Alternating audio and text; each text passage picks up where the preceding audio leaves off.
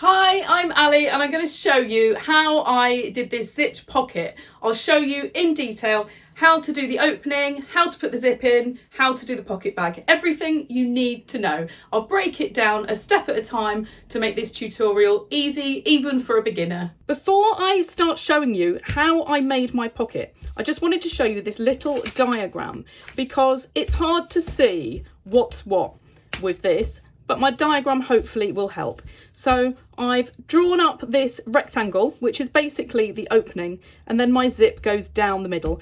So things you need to think about are how wide you want this opening, how much zip tape is seen or how close, and you need to think what the zip pull's like at the top. What you can't do is go really close to the teeth if your zip's quite wide at the top, because obviously that needs to fit within this opening as well. So that opening indicates that. Just take some measurements before you start. The measurement of the length, you need to go to just beyond where the zip stops are, either end. If you're using a plastic one, you could sew over the end at this end if your zip isn't the right length. But if you've got a metal one, you really want this to be the right size. And then the other lines I've got on here, this here is my facing. If you look at the inside, and you'll see me make it in a minute, I've just got a small facing that sits behind here. I want the same fabric, so there's not even a little hint of a contrast where this is folded here. And then I've just got my different fabric for my actual pocket bag. And again, if you want this to look exactly the same when you open up your pocket, then you could use a facing at the top here.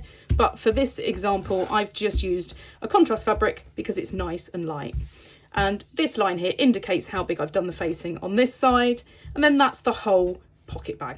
So sometimes it just helps to do a little diagram first so you know exactly what to cut out. Let's have a look first at all the pieces we need to make this pocket. So we've had a look at the diagram that I've done with the finished pocket, so hopefully this now all makes sense. So let's have a look at all the individual pieces to make the pocket up. So obviously we've got the zip, and you can see here that I've tried to draw my diagram as near to the real size as possible, and then you can see the pocket opening sits just bigger than the zip, so it comes halfway across the zip tape and just past the stoppers. I've then got my facing piece which sits behind this. My pocket bag is going to be made in a different fabric, so I don't want the heavy fabric throughout the whole pocket, but I don't want that as the facing because I don't want to see a little hint of this white fabric around the opening. So my main fabric, when it opens up, you'll have that underneath it. This will all make sense in a second. So I've put some interfacing on my pocket facing, and I've also put some interfacing on the main fabric. So you can go heavy on the interfacing, you can go lighter. If you've got a really heavyweight fabric, you don't even necessarily need it. But this is quite a floppy fabric, so I wanted to give it a little bit of structure because obviously my zip is fairly heavy. Now that we've got all of the pieces, let's have a look at how I assembled the pocket. The first thing I want to do is I want to make this opening here. So what I'm going to do is I want to put my facing piece directly behind this. So I want to make sure it's in the right place. So hopefully you can see where my interfacing is on here, but I'm just putting a pin in each corner so that when I flip it over, I can then lay my facing piece on here. I don't know if the pins show up, but these 4 pins basically tell me where to put all 4 corners of my facing piece. So at the top, I'm going to line it up exactly on both pieces. And then at the bottom, this is slightly longer because my pocket bag is going to attach to that at the bottom. So I'm just making sure it lines up at the sides here. I'm just basically making sure that it sits nice and straight. So now that's attached, I can just flip this over and take those marker pins out. I don't want to work on this with all these pins in it, so all I'm going to do is a really simple running stitch just to hold this in place. So your running stitch doesn't need to be anything spectacular. I'm just doing this with a contrast colour so it shows up in the video, but also if you do it in a contrast colour, it's nice and easy to find when you're ready to take it out in a minute. So I'm just going to go all the way around the edge, just tacking this on just so it stays in position when I start sewing my pocket in a second. This is now all tacked on. You don't have to worry about it being too neat because this stitching is going to come out in a minute anyway. It's just serving its purpose of holding this facing in place while I do my pocket opening. So the next thing I'm going to do is just flip this over and I can draw on my pocket opening. You can either use an invisible pen or chalk or something like that, but I'm just going to use a black pen just because I want this to really show up in the video. So what I need to do is I need to draw on this kind of the solid line here, the actual opening of where the zip goes. So I'm going to measure down. It's up to you if you draw a template before you do this or just work by eye. But from the top of my interfacing down to the centre of the zip is 2.2 centimetres. So I'm going to draw this in first, and that is where my actual zip sits. So don't do like me and draw all of this with a black pen because you might end up seeing some of it on your finished zip. But I want this to really show up. So that is the centre of the zip. And then the measurement I've got either side of the zip is 7mm. So it's totally up to you how wide you want the opening. You can have loads of the zip tape showing or you can have just a little bit. But make sure your opening is wider than what that zip pull is, because if not, when your zip is fully done up, it's not going to sit flat. And that's why I decided on this, because 1.4 is just a little bit wider than this. So 1.4 is the total, which is 7mm either side. So I'm going to draw those lines on now too.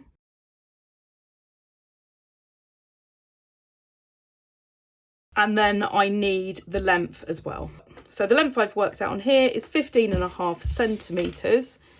And that basically measures from just past the stoppers on either side. You don't want loads of excess either side because it's not going to look great. And you don't want it shorter because you want to sew around these stoppers. If you've got a plastic zip, you don't need to worry quite so much, but obviously if you've got a metal zip like this, you want to go around them with a little bit of space. So 15.5 is the total. So I'm going to find the center of this, which is here, and then half of 15.5 is what I need to measure either side. So that is 7 3/4, I think. Let's do that both sides and then just double check. And yes, 15.5. So I'm just gonna finish that. So I've now got this drawn on here, the exact size that I want my finished opening for my zip to appear through. So I've got my facing on the reverse side. I've got this here. This is all now ready to sew. And I'm just going to sew exactly on this outer line. This inside line here is where I'm going to cut in a second. And I'll draw it now before I sew it, as it's nice and flat at the moment. I'm also going to cut into the corners like this. The first bit of sewing on this is incredibly easy. You just need to follow these lines. So I'm not going to start in the corner because it's easier to get it in the right position if I start midline. And I've just put the needle into the dropped down position. And I'm just going to sew all the way around here. So I'm just sewing exactly on the line. It's lovely and easy because it's all drawn on. And then when I get to the corner, I want to make sure the needle drops exactly in that corner. And that did, just by absolute luck. If it doesn't, then you just need to manually do that by moving the fabric around. So I'll do a couple of reverse stitches just to make sure that corner is sewn really well. And then I'm back in my corner and just bring the foot up, turn it around, and then same again, couple of reverse stitches. And then go on to the next corner, and you just need to do that on all 4 corners until you get back to where you started. That's now sewn on perfectly, so you can see how it's sewn with the lines that I drew as a guide, and then you can see it on the other side. So before I take my tacking out, what I need to do is cut down this centre line. So just fold it and you can snip through all the layers, and then I'm just going to cut down here. And then I need to just cut into these corners that I drew previously. Just make sure you don't cut through the stitching, but don't cut not enough into the corners because you're not going to get a nice finish on this. So don't cut down this centre line all the way to the end there. This is the shape that you want to have, and that's going to now turn inside out, or the right way around I should say, really, really well. So before I do that, I just need to take out this tacking, which is why you only need a really loose stitch. So I'll get all of this tacking taken out, and then we can fold the pocket how it needs to go. So now that my tacking is out and it's cut, I can tuck this all through so you can see the opening, and you should be left with a rectangle ready to put your zip in. So it's kind of hard to keep it in place because the next thing I'm going to do is I'm going to give this a really good press. I literally cannot hold this in place. My fabric is not allowing it. But if I go through to the other side, you can see here how this needs to sit. If you've not cut into the corners enough, then it won't sit in place at all. But if you've cut into the corners, once this is ironed, this will all sit in place. So if I go back to my corner, I can see there, I can just cut a tiny bit closer. I want to get as close as I can without actually cutting into that stitching. So what I'm going to do is I'm going to go over to my iron. I'm going to iron each of these sides one at a time. The other option you do have for this is you can understitch it on this side here, but you shouldn't really need to. If you've got a synthetic fabric that just won't stay in place, then that is an option to get this to stay better. But all I'm going to do is I'm going to iron all four sides initially. I'm hoping I'm not getting my hands in the way here. But I'm going to iron all of these like this. And now that that's done, this is going to be much easier to press inside. It's had a start. So if I turn it to the inside now, let's just do one of these at a time. It's not as fiddly as I'm making this look. It's always hard when I'm trying not to get my hands in the way of filming this so you can see what I'm doing. So just folding all of this.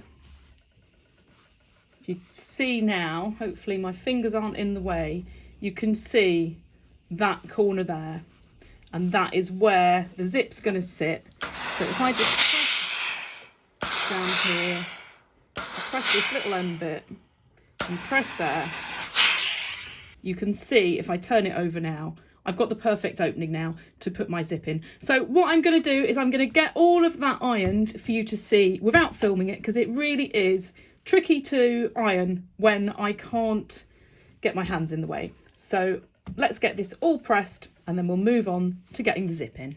And there we go. That was much easier when I didn't have to worry about getting my hands in the way. So this is the little opening you should have. It looks exactly the same both sides, and that is the perfect opening now for putting my zip in.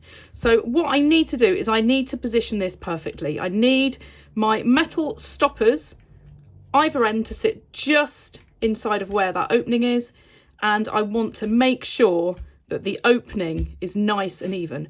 So my initial measurement, if we go back to the diagram, from side to side was 1.4 centimetres or 7mm from the centre of the zip to either side. So I want to make sure when I'm doing this that that's what it measures. If I don't, if I end up pulling it a little bit tighter, it's not going to sit straight at the ends. And likewise, if I go too wide, it's not going to sit flat. So you need that to sit exactly where it was planned. So really take your time getting that done. If it helps, what you could do is just put some pins in. So if I find the centre of my zip, if I measure 7mm from that centre, if I put that pin there, then I know that that's where my edge needs to sit there, and I can pin that in place.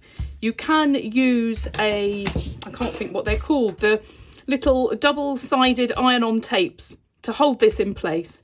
That is another option as well. But for this one, I'm just going to take my time pinning this in exactly the right place before I start sewing it on. So I won't make you watch me do that because I am going to take my time and I need to get nice and close measuring it, and I know that I'm going to get my head and my hands in the way. So let's get that pinned on now, ready to sew. Now that that's all pinned on ready, I can get this sewn up. So as I said before, just make sure that your ends are past the metal because you want to be stitching through there. You don't want to break a needle on that metal, and just make sure your spacing is perfect around your zip. So I now have the fiddly task of sewing this on. So I've put my zip foot on so I can get my foot out of the way of the zipper. It doesn't matter so much coming down the length, but you're going to need it more when you get to the ends. And I'm starting like I did when I did the opening, with it at a midpoint. And I'm going to line my zip foot up here with this edge. Just going to drop my needle just to check I'm happy with the spacing, and that looks good. I'm just going to start sewing. I've not done any reverse stitches. I'm going to come back over that when I get to the end. So I just want to make sure that this all feeds in perfectly. And I want to sew this on with one continuous row of stitching. So I've pulled that pin out now, and I'm just going to go all the way to the end, making sure nothing moves. You can always tack this on if you want it a little bit more secure. And then I need to go past that end so that when I turn, I think that was more luck than judgment, my spacing is perfect down here too. And just be really careful when you go down this end that nothing moves. If it does, then it's just a case of cutting your thread, unpicking and sewing this again.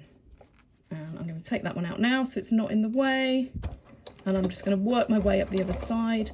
Obviously you can do this in a contrast colour as well if you want this to be really funky, but I've already got a contrast zip. I didn't want too much contrast going on, which is why I have used a matching thread colour. When you get to this end with the zip pull, you just have to be extra careful not to get this caught up. So all I'm going to do is just sew as far as I can until my foot hits that.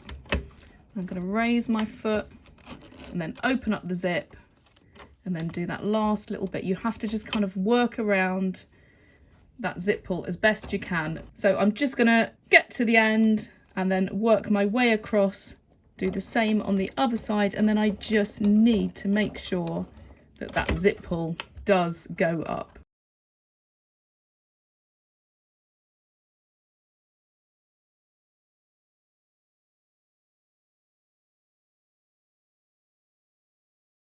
What you don't want is for your foot to get caught on that zip pull, because you're going to end up knocking your stitching and it's going to be wonky.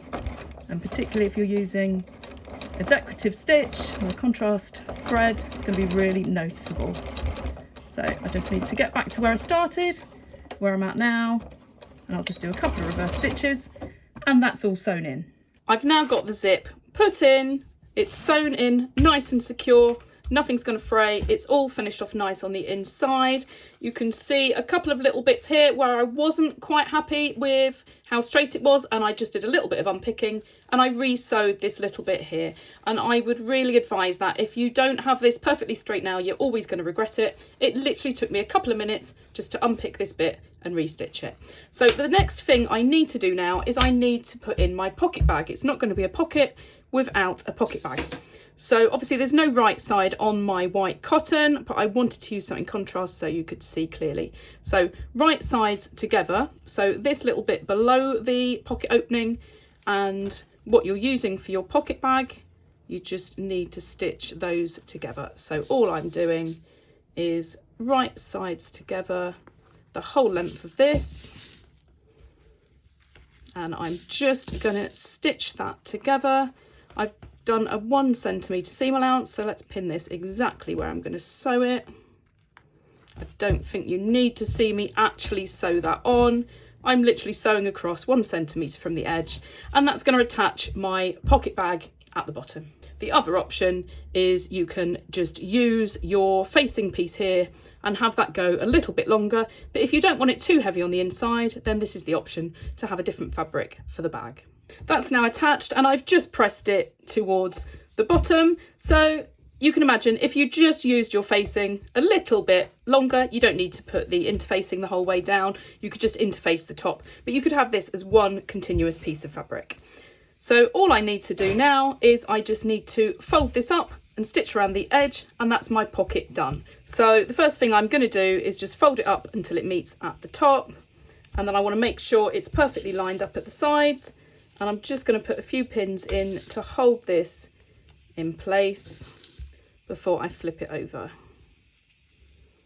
I want to be able to sew this seeing my facing there. So I'm just going to put a couple more pins in just to hold that at the bottom.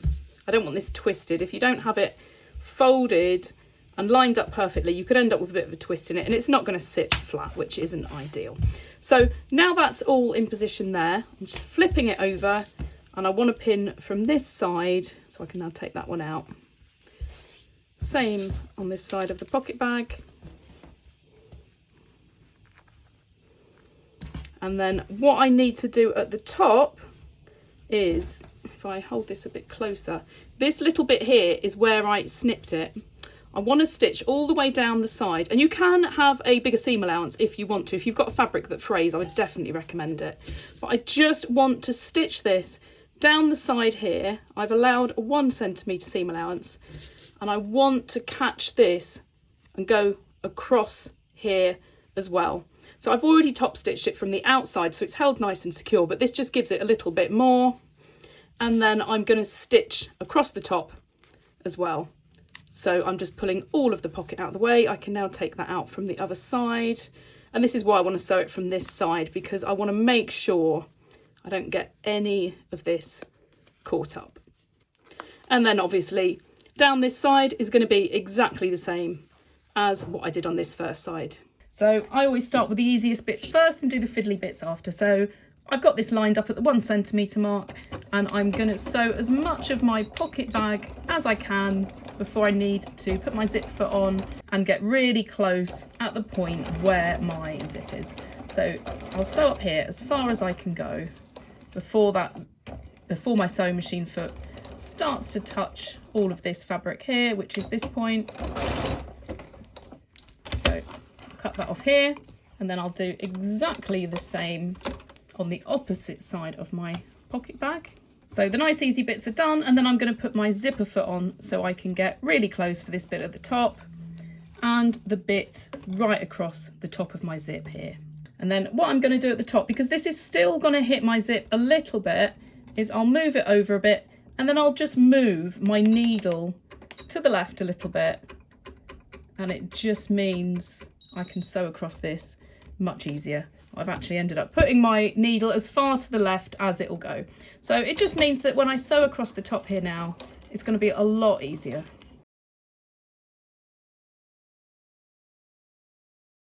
So I've now got it stitched up the side and across the top. So the last bit I need to do is just sewing across here, and I need to just fill in this little bit that I couldn't get to before when the regular foot was in the way. And I'm just going to sew this last little bit. So I just want to catch that little bit there. And make sure I don't go over this bit. It's all a bit bulky underneath, which is why that just got a little bit stuck. And I just need to sew it until it overlaps with my previous stitch line. And that's it. And that's my pocket now complete. So the outside obviously looks very neat, just like it did before, and my pocket bag is now finished. So if you're putting this in something like an unlined bag, if you want your little zipped pocket on the outside and then this sitting on the inside, then I would definitely use the same fabric so it looks nicer. And then you can either overlock this, or I'd actually put some bias binding around the edge of this, just for a really nice neat finish that's going to be long lasting. There's a link above and in the description to my bias binding tutorial if you need any help with that. But this is now finished, it's functional, my zip opens, and I can get all of my things that I want in there, and the pocket bag is sealed up nice and strong. If you're going to be putting heavy stuff in your pocket, then obviously use a nice strong thread and a nice strong fabric for the pocket bag. So this is so versatile. Obviously you don't need to use a metal zipper, you can use a plastic zipper, you can use something more decorative. Really funky zip pulls always look good on these kind of zips. and you can play around with different fabrics on the inside if you're making something where you're going to see it. There's so many things you can do with this, and obviously you can do this any kind of size you want. I hope you've enjoyed this tutorial. If you have, then check out my other tutorials where I show other sewing tips, how to make things, and pattern cutting. Make sure you subscribe so you don't miss out on any future videos. I post at least one every week.